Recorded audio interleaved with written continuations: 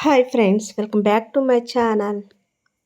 ఈ recipe pesarattu tomato chutney with combination. Pesarattu క్రిస్పీగా చాలా టేస్టీగా రావాలంటే ఈ కొలతలతో వేస్తే క్రిస్పీగా వస్తాయండి. ఒక అర కేజీ పెసలు తీసుకున్నానండి. దీనిలో హాఫ్ గ్లాసు బియ్యం వేసుకోవాలి. రెండు కలుపుకొని 2-3 సార్లు వాష్ చేసుకుని ఓవర్ నైట్ మొత్తం నానబెట్టుకోవాలి. నెక్స్ట్ మార్నింగ్ 7 పచ్చిమిరపకాయలు, చిన్న అల్లం ముక్క, 1 స్పూన్ జీలకర్ర అండి వేసుకోవాలి. 1 స్పూన్ సాల్ట్ కూడా వేసేసుకోవాలి. దీనిలో పెసలు బియ్యం కలిపినవి వేసుకొని మెత్తగా గ్రైండ్ చేసుకోవాలి.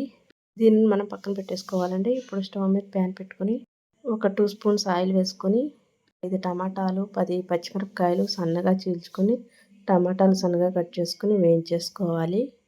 హై ఫ్లేమ్ మీద వేయించుకోవాలి. వాటర్ అంతా ఎగిరిపోయేంత వరకు మనం వేయించుకోవాలి.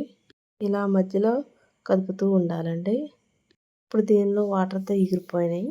దీన్ని పక్కన పెట్టేసుకోవాలి.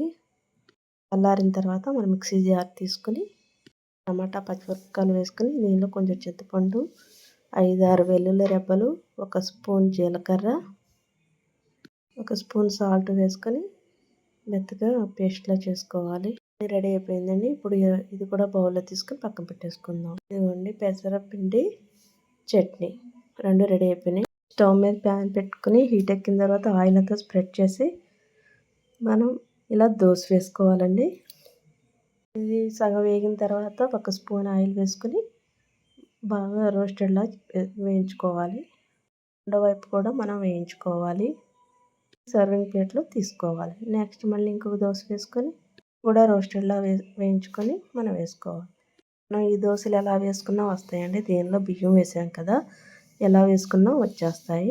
చాలా టేస్టీగా క్రిస్పీగా వస్తాయి. దీనికి టమాటా చట్నీ కానీ అల్లం చట్నీ కానీ బాగా టేస్టీగా ఉంటుందండి.